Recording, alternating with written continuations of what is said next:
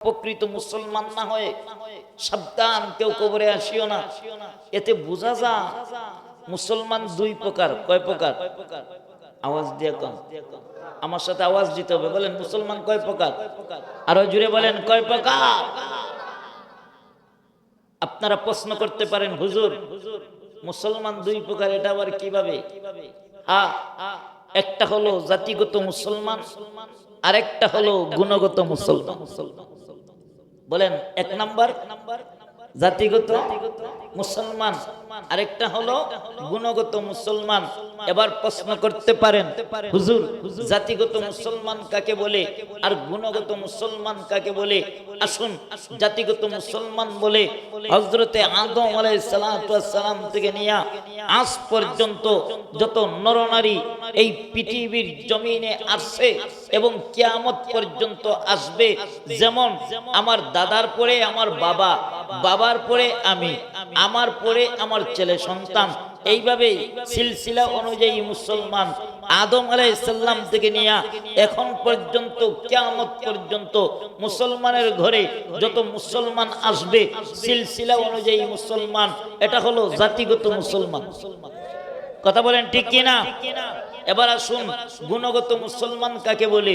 গুণগত মুসলমান হইল তারা যারা আতিউল্লাহ ওয়া আতিউর রাসূল, যারা আল্লাহর হুকুম মানছে, আল্লাহর রাসূলকে অনুসরণ অনুকরণ এতাআত করেছে, ভালোবেসেছে, তারা হলো গুণগত মুসলমান। এবার বুঝে থাকলে বলুন, আমরা গুণগত মুসলমান হয়ে মরতে চাই না জাতিগত মুসলমান হয়ে মরতে চাই? বলেন না আওয়াজ দিয়ে। গুণগত মুসলমান হয়ে মরতে চাই না জাতিগত? কারা কারা গুণগত মুসলমান হয়ে মরতে চান? হাতটা উঁচু করে আমার আল্লাহকে দেখান। নারে তাকবীর, নারে তাকবীর। আল্লাহ আমাদেরকে জাতিগত মুসলমান হয়ে মৃত্যুবরণ করার তৌফিক দান করো।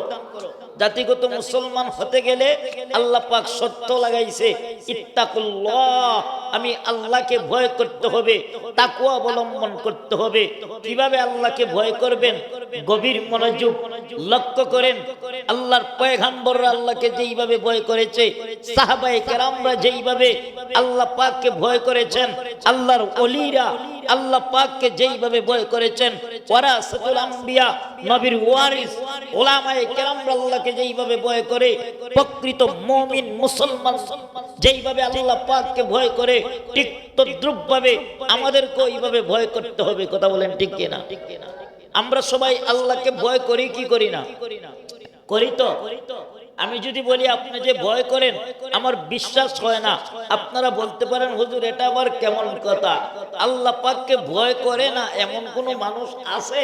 বলে হ্যাঁ আছে। আল্লাহকে যে আপনি প্রকৃতভাবে ভয় করেন, এর প্রকাশ তো আপনার কাছ থেকে ঘটতেছে না।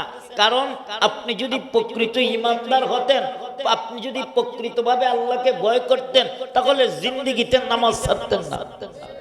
আপনি যদি প্রকৃত ঈমানদার হতেন, তাহলে জিন্দেগিতে সুদ খাইতেন না। কথা কন না? ঘুষ খাইতেন না, চিটারি করতেন না, বাটপারি করতেন না, মানুষের সাথে অত্যাচার আর জুলুম করতেন না। কথা বলেন ঠিক কিনা?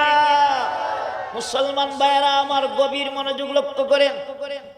আল্লাহ পাককে কিভাবে ভয় করবেন দেখেন। আল্লাহর ওলিরা আল্লাহকে কিভাবে ভয় করছে, আল্লাহর ওলিরা আল্লাহকে কিভাবে ভয় করেছেন, সাহাবায়ে কেরামরা কিভাবে আল্লাহকে ভয় করছে দেখেন। তাকওয়া কারে কয় দেখেন।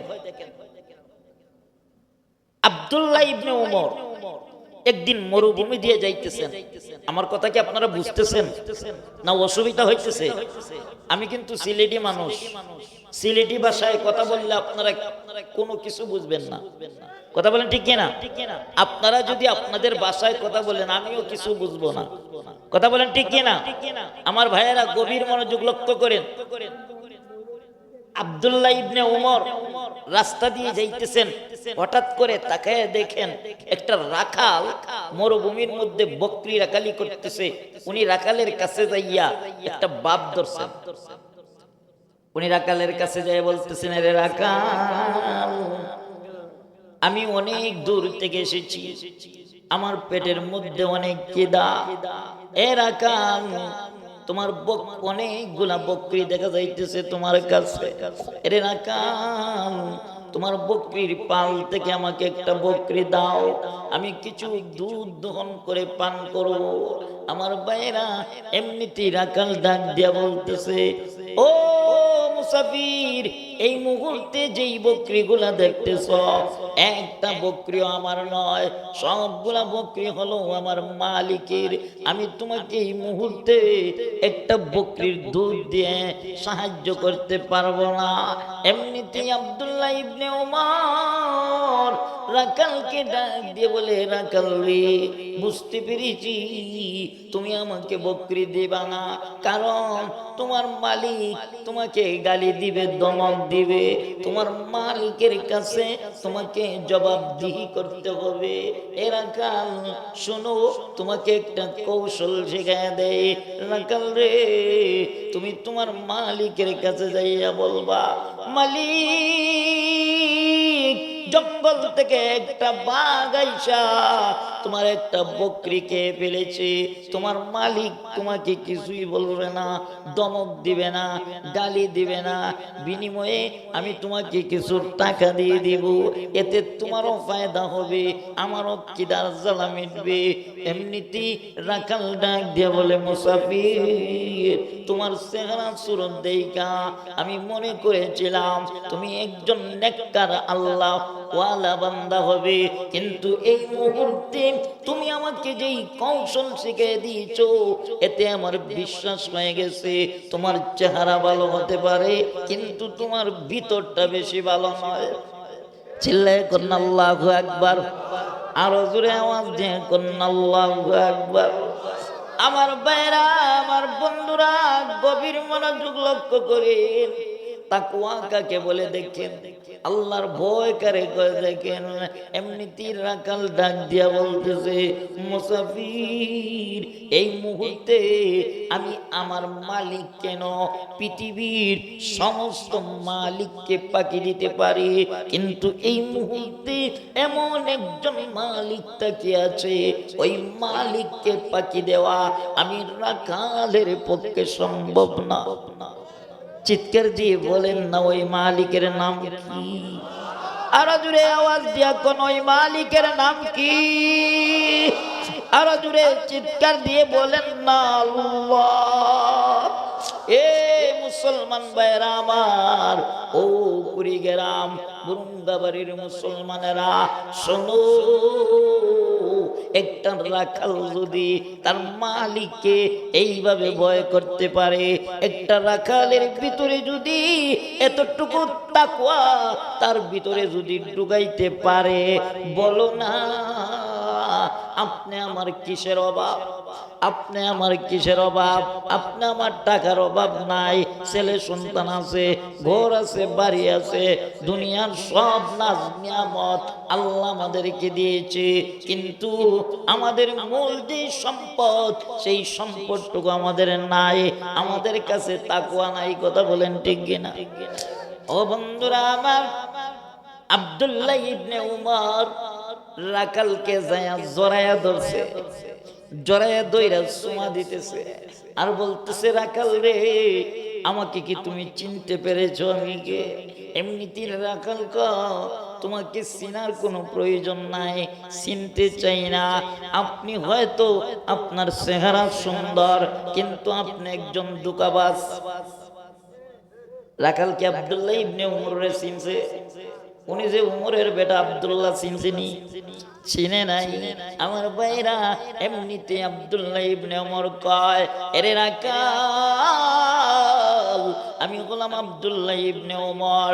রাখাল রে, আমি আসলে আমি ক্ষুধার্ত নয়, আমি তোমাকে পরীক্ষা করতে চেয়েছিলাম আমার রাষ্ট্রের ভিতরে, আমার এলাকার ভিতরে, আমার সমাজের ভিতরে একজন রাখালের ভিতরে কতটুকু আমার আল্লাহ তাআলার ভয় ঢুকেছে, কতটুকু একটা রাখাল তাকওয়া অবলম্বন করতে পেরেছে, আমি সেই পরীক্ষাটুকু করতে চেয়েছিলাম। আরে রাখাল, তুমি পরীক্ষাতে 100 পাস করছো।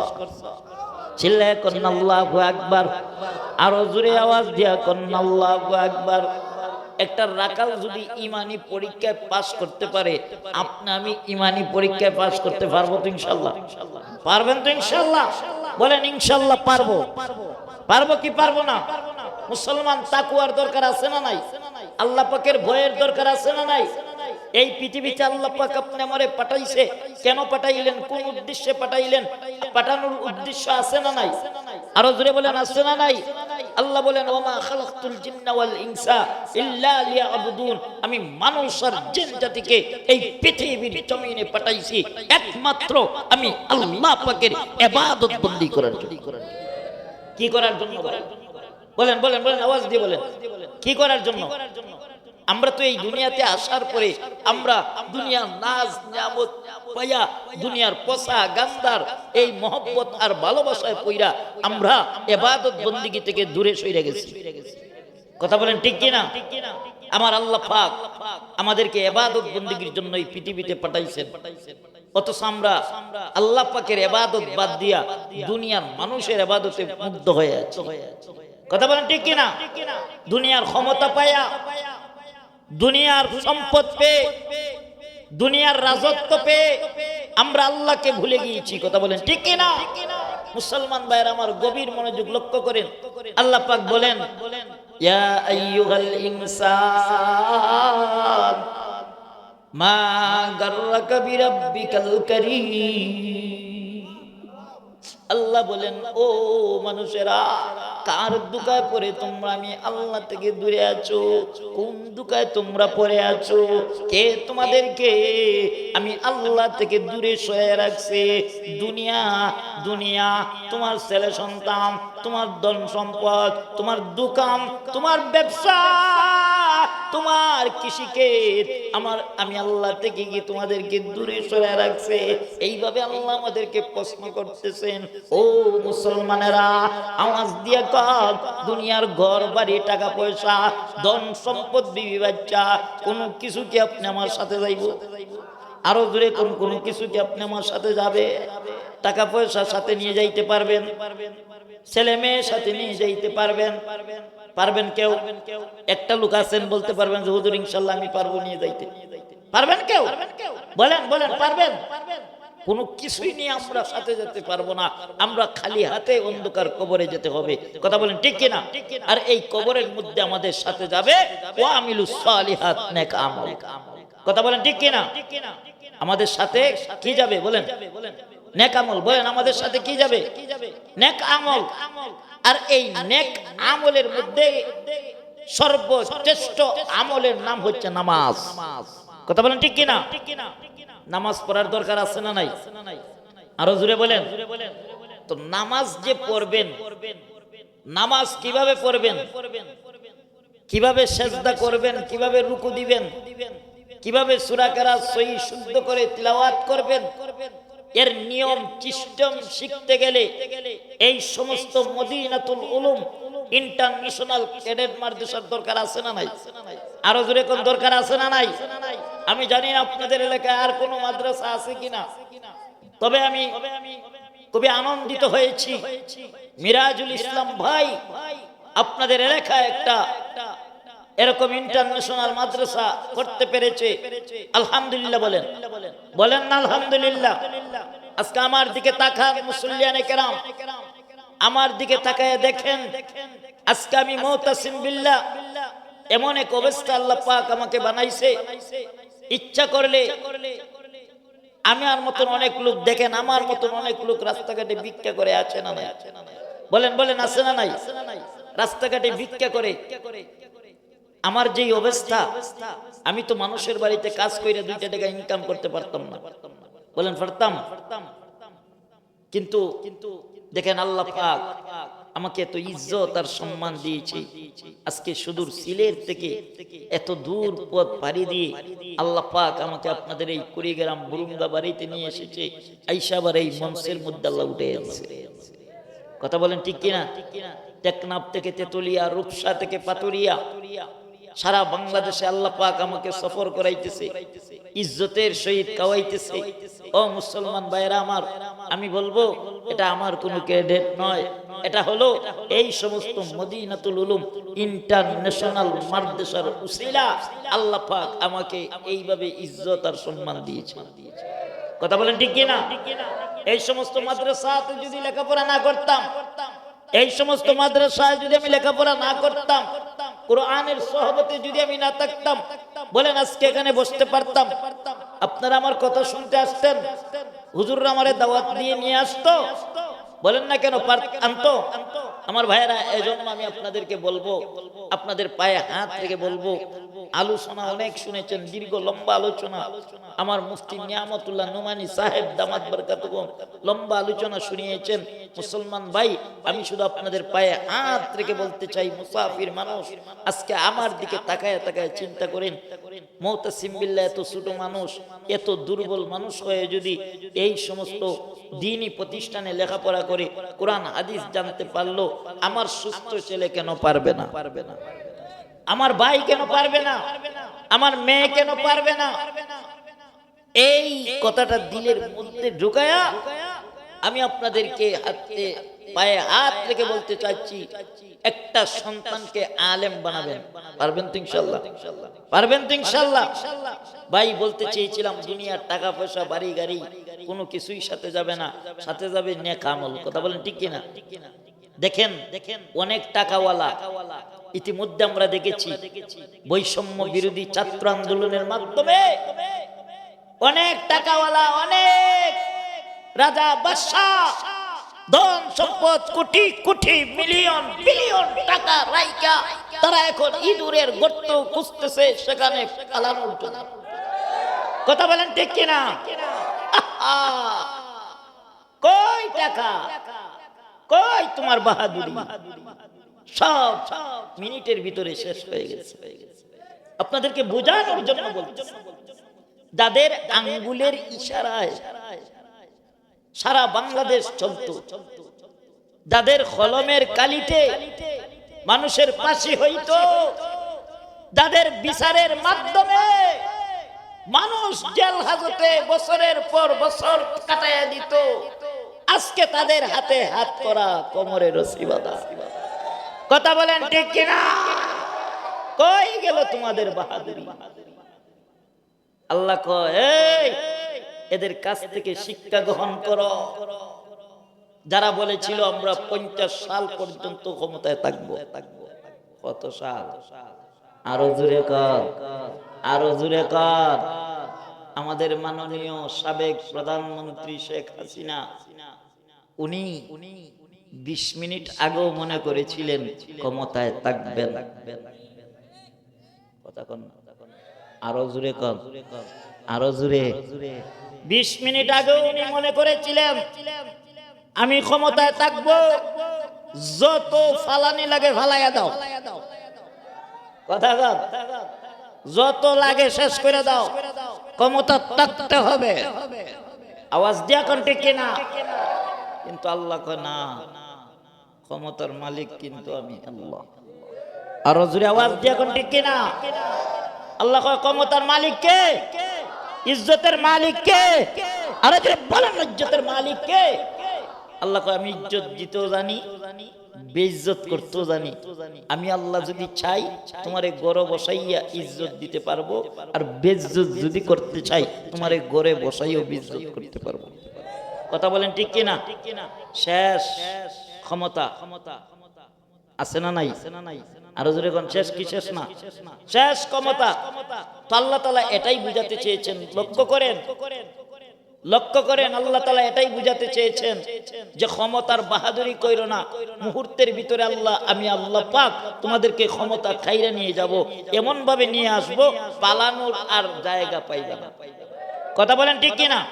এজন্য মুহতারাম হাজিরিন, এই সব থেকে আমাদেরকে শিক্ষা গ্রহণ করতে হবে যে আমার গায়ে অনেক শক্তি আছে, আমার অনেক ধন সম্পদ আছে, আমার বাড়ি গাড়ি আছে, এই সেই বেটাগিরি বাহাদুরি আমরা আর করবো না। রাজি আছেন তো ইনশাআল্লাহ? রাজি আছেন তো ইনশাআল্লাহ? মুহতারাম হাজিরিন, বলতে চেয়েছিলাম যে ধন সম্পদ বাড়ি গাড়ি কোনো কিছুই সাথে যাবে না, আপনি আমার সাথে যাবে নেক আমল। আর এই নেক আমলের মধ্যে সর্বশ্রেষ্ঠ আমলের নাম হচ্ছে নামাজ, দ্বিতীয় হচ্ছে সদকায়ে জারিয়া। বলেন কি? সদকায়ে। এই ছোটমণি কেউ উঠবেন না, বসো। মুরব্বী বাবারা একটা লোক উঠবেন না, আমি মুসাফির মানুষ। আমি সর্বপ্রথমই বলেছি যে আমার ওয়াজ করার মতন যেই এনার্জি ছিল এগুলা নাই, কারণ আমি ছোট মোটো মানুষ, শ্বাসকষ্ট হয়, অনেক দূর থেকে এসেছি। এখানে আসার পরে মনে হয় 1-1.5 ঘন্টা সময় ঘুমাইছি, না হয় গত রাত থেকে সারা দিন সারা রাত একটা সেকেন্ডও ঘুমাই নাই। কারণ আমি ঘুমিয়ে গেলে ড্রাইভার সাহেব কি করে না করে, ড্রাইভারও যদি ঘুমাইয়া যায় তাহলে তো একটা অ্যাক্সিডেন্ট ঘটতে পারে। কথা বলেন ঠিক কিনা? প্রাইভেট গাড়ি রাইকে আর এই যে সর রাজীবপুরের এখানে কি রৌমারি না কি একটা জায়গা আছে না, ওইখানে প্রাইভেট গাড়ি রাইখা তারপরে নৌকা চড়ে আপনাদের এই সিলমারি আসলাম, সিলমারি থেকে আবার সিএনজি করে আপনাদের এলাকায় আসলাম। আমার ভাইয়েরা অনেক কষ্ট হয়ে গেছে, আমার কথা বলতে পারছি না। আমি শুধু আপনাদের পায়ে হাত রেখে আজকে আমার মিরাজুল ভাই এত সুন্দর একটা আয়োজন করছে, আপনারা দেখেছেন। এখানে শুধু ঢাকা থেকে কয়েকজন লোক আসছে এই মাহফিলকে সুন্দর করার জন্য। এই মাহফিলকে তারা আইসা এখানে স্বেচ্ছাসেবকের কাজ করতেছে। আপনারা দেখেছেন আমাকে একটা লোক স্টেজে নিয়ে আসছিল, উনি হইল রফিকুল ইসলাম রাজু ভাই, দেখছেন না? উনি শুধু ঢাকা থেকে আইসা আপনাদের এলাকায় খেদমত করতেছে। এটা কিসের জন্য বলেন? দ্বীনের জন্য, কোরআনের জন্য। আমরা চাই এই এলাকাতে একটা মাদ্রাসা প্রতিষ্ঠিত হোক, আমরা চাই এখানে থেকে উলামায়ে কেরাম বাইর হোক। আপনারা কি চান না? কারা কারা চান? কারা কারা চান? সবাই সবাই হাত তুলেন। আল্লাহ তুমি তাকায় দেখো, তোমার বান্দারা তোমার নবীর ঘর প্রতিষ্ঠার জন্য উলামায়ে কেরাম এখান থেকে তৈরি হবে, এজন্য ওরা মত দিয়েছে। আল্লাহ তুমি এদেরকেও কবুল করো। সকলে আওয়াজ দিয়ে কোন না আমিন। একটা সন্তানকে এই মাদ্রাসায় পাঠিয়ে দিবেন তো ইনশাআল্লাহ? আরো জোরে কোন দিবেন তো ইনশাআল্লাহ?